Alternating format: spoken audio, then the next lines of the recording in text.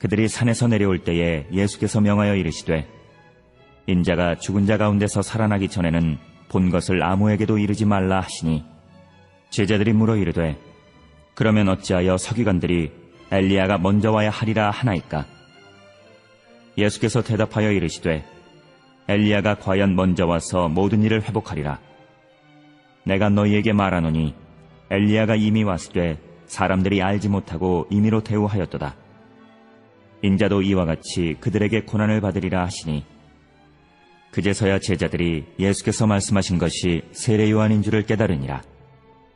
그들이 무리에게 이르매 한 사람이 예수께 와서 꿇어 엎드려 이르되 주여 내 아들을 불쌍히 여기소서. 그가 간질로 심히 고생하여 자주 불에도 넘어지며 물에도 넘어지는지라. 내가 주의 제자들에게 데리고 왔으나 능히 고치지 못하더이다. 예수께서 대답하여 이르시되 믿음이 없고 패역한 세대여, 내가 얼마나 너희와 함께 있으며 얼마나 너희에게 참으리요. 그를 이리로 데려오라 하시니라. 이에 예수께서 꾸짖으시니 귀신이 나가고 아이가 그때부터 나으니라. 이에 제자들이 조용히 예수께 나와 이르되 우리는 어찌하여 쫓아내지 못하였나이까? 이르시되 너희 믿음이 작은 까닭이니라.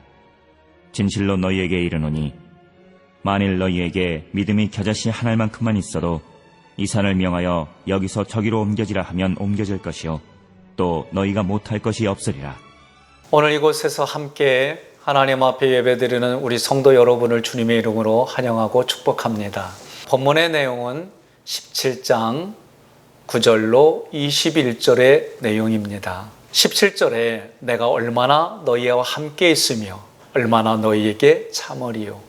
아마도 주님께서 5,000명이 모여있는 군중 앞에서 변형하셨다면 자신을 드러내는 선전 효과가 극대화되었을 수 있습니다. 그러나 예수님은 공개적으로 변형하지 않으셨습니다. 주님의 언행을 살펴볼 때에 주님께서 문둥병자를 고쳐주시고도 엄히 경고하사 아무에게도 아무 말을 하지 말라 하셨습니다. 귀신을 쫓아내신 후에도 자기가 하나님의 아들임을 나타내지 말라고 경고하셨습니다. 죽은 야이로의 딸을 살리신 후에도 이 일을 아무도 알지 못하게 하라고 저희를 많이 경계하셨습니다. 기먹고 말 더듬는 자를 고쳐주시고도 경고하사 아무에게도 이르지 말라고 하셨습니다. 어찌하여 예수님께서는 아무에게도 자신을 말하지 말라고 하셨을까요? 그것은 예수님께서 이 땅에 오신 이유는 죽으러 오셨기 때문입니다. 공개적으로 사람들에게 자신을 드러내서 유명해지고 명성을 얻고 왕의 대접을 받기에 오신 분이 아니라는 말씀입니다. 그래서 인자가 죽은 자 가운데서 살아나기 전에는 드러내지 말라고 경고하신 겁니다. 9절 함께 봉독합니다.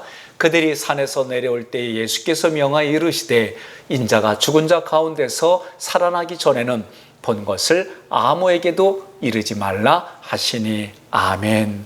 그러므로 우리의 초점은 예수님의 말씀을 듣고 깨닫는 은혜에 초점을 맞춰야 합니다. 예수님께서 베푸신 표적들은 하나님이 어떤 분인지, 구원이 어떤 것인지, 인간이 어떤 존재인지를 설명할 뿐입니다. 내가 표적 자체에만 관심을 갖는 것은 껍질만 보고 내용을 알지 못하는 태도입니다. 예수님께서 산에서 내려오시며 세 제자에게 상황을 설명합니다. 10절 엘리야가 나타난 것을 목격한 세 제자는 의아한 마음이 들었습니다. 왜냐하면 오늘날로 말하면 성경학자와 같은 서기관들이 메시아가 오기 전에 엘리야가 먼저 와야 하리라 하고 말했기 때문입니다.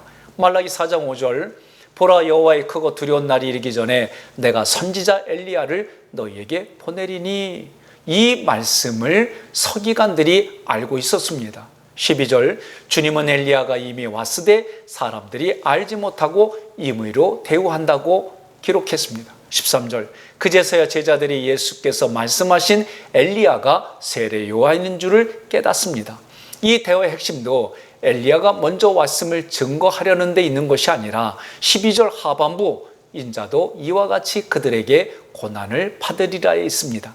엘리야의 기름 부음과 영성을 가지고 온 자가 세례 요한이었는데 사람들이 세례 요한을 알아보지 못하고 죽였듯이 예수님께도 똑같은 짓을 할 것이라는 말씀입니다. 제자들이 예수님과 함께 산 아래로 내려왔는데 안타까운 일이 벌어졌습니다. 어떤 사람이 간질로 심히 고생하는 아들을 데려왔으나 제자들이 고치지 못합니다. 그때 예수님께서 말씀하십니다. 믿음이 없고 배역한 세대여, 내가 얼마나 너희와 함께 있으며 얼마나 너희를 참으리요 하시고 그 아이를 깨끗하게 하십니다. 그러자 제자들이 조용히 예수께 나와 묻습니다. 우리는 어찌 쫓아내지 못하니까? 예수님께서 대답하십니다. 너희 믿음이 적은 연고라. 그러면서 놀라운 말씀을 20절에 합니다. 함께 봉독합니다. 이르시되 너희 믿음이 작은 까닭이니라. 진실로 너희에게 이르니 만일 너희에게 믿음이 겨자씨 한 알만큼만 있어도 이 산을 명하여 여기서 저기로 옮겨지라 하면 옮겨질 것이요 또 너희가 못할 것이 없으리라. 아멘. 오늘날 우리들의 가장 심각한 문제가 여기 있습니다. 귀신 들린 상태라고 하는 것은 비진리에 매여 있는 상태입니다. 간질로 인해 물에도 불에도 뛰어드는 모습은 하나님의 통치를 받지 않습니다. 죄의 충동에 따라 본능대로 살아가는 사람들의 모습을 상징적으로 기록했습니다. 오늘날 교회와 성도들이 이런 사람들에게 진리를 전해주지 못합니다. 이들을 자유케 하는 능력을 발휘하지도 못합니다. 오늘날 교회의 최대 문제는 돈의 문제가 아닙니다. 영적인 능력을 잃어버려서 생명을 살리지 못하는 삶에 있습니다. 성령이 충만한 베드로와 요한은 나면서부터 안전뱅이 된 사람을 일으켰습니다.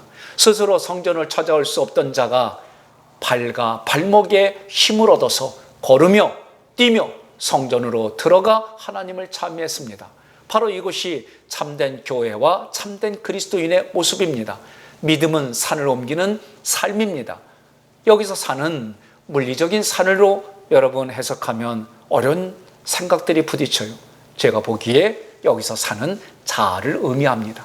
하나님을 알라고 주신 율법을 오히려 법으로 받아서 행위로 지켜서 의를 얻고, 이것이 율법주의의 신앙이 하나님을 알아가는데 가장 방해가 되는 산입니다.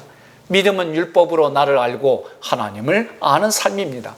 율법으로 나를 알고 하나님을 알게 되면 산과 같은 율법주의를 옮길 수 있다라고 해석하는 겁니다. 얼마나 너희와 함께 있으며 얼마나 너희를 참으리요. 이때는 예수님이 공생의 말기입니다. 제자들과 3년이나 함께 하셨습니다. 이제 주님이 떠나야 될 때가 되었는데 아직 못 깨닫습니다. 말귀를 알아듣지 못합니다. 이 말씀을 바로 우리에게 주셨습니다. 이 구절을 다른 표현으로 현대인의 성경으로 함께 봉독합니다. 히브리서 5장 12절.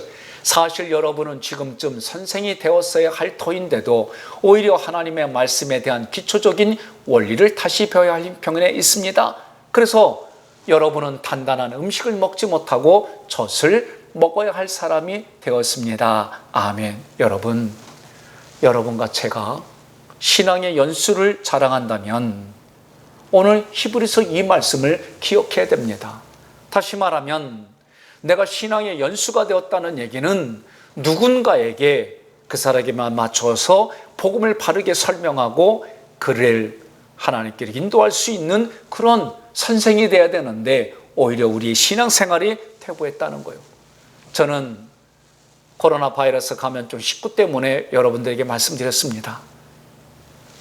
현장에서 예배드리는 거, 온라인으로 예배드리는 거 옳고 그름으로 접근하지 마십시오. 어떤 자리가 됐든 내가 하나님을 향한 내 마음의 중심이 경건해지고 하나님을 향한 마음이 가까워지지 않는다면 현장에 나오십시오. 그러나 전염병이기 때문에 내가 전염병에 걸리면 다른 사람에게 전염시키기 때문에 자가격리해야 되고, 내가 건강하다면 또 내 가정에 어려운 일이 있어서 나오고 싶어도 못 나오는 상황이 된다면 남을 배려하는 마음으로 이 일들을 감당합시다. 교회는 여러분들이 전염병에 전염되지 않도록 방역에 다 힘을 쏟았습니다.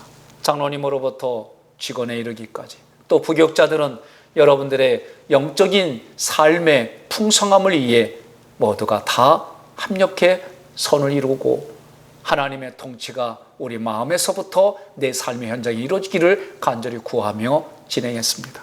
오늘 말씀의 핵심은 함께 있던 제자들이 깨닫지 못하고 알아듣지 못합니다.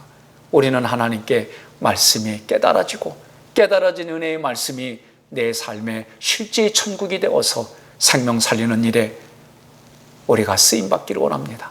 코로나 바이러스 감염증 19로 인해서 아파하고 힘들어하는 이들에게도 오늘 우리는 역사를 기억하며 나는 어떻게 살아야 될지 결단해야 됩니다. 선교사들이 우리나라에 올 때는 전염병이 창궐하고 그래서 그 전염병 때문에 죽은 선교사들의 삶이 많습니다. 이런 역사를 돌아보며 나는 오늘 그리스도인으로 사회와 이웃과 내가 아닌 다른 이들에게 어떻게 선한 영향력이 흘러가는 삶을 살아야 할까 고민하는 가운데, 하나님께 구하는 가운데 받은 은혜대로 여러분의 삶에 생명 살리는 일들이 30배, 60배, 100배 열매가 일어나기를 주님의 이름으로 축원합니다. 기도하겠습니다. 하나님 감사합니다. 오늘 이 새벽에도 우리의 우둔한 머리를 열어주셔서 깨닫게 해주시고 알게 해주신 은혜를 따라 오늘도 간절히 구하고 기도합니다. 이곳에 모인 주의 성도들 축복의 손으로 안수하여 주시고 응답하여 주셔서 나와 우리를 통해 생명 살리는 일이 귀하게 일어나게 하옵소서. 코로나 바이러스 19 이 전염병으로부터 보호해 주시고 이기게 해 주셔서 하나님 우리들을 통해 거룩한 말씀이 전달되어지고 모든 육적인 치료가 마음의 치유가 일어나 생명 살리는 일에 귀하게 쓰임받게 하옵소서. 이 새벽에 오늘도 간절히 부르짖고 기도하는 이들에게 하나님 하늘의 생수가 흘러가고 목마름으로 갈급함으로 고통당하는 이들에게 하나님 영혼의 생수가 터져 소생하는 일들이 넘치게 하옵소서. 이제는 우리 주 예수 그리스도의 은혜와 하나님의 크신 사랑과 성령님의 감화 감동 역사하심이 오늘 이 새벽에 하나님 앞에 간절히 구하는 모든 성도들의 삶의 자리 위에 이제로부터 영원토록 함께할지어다. 아멘.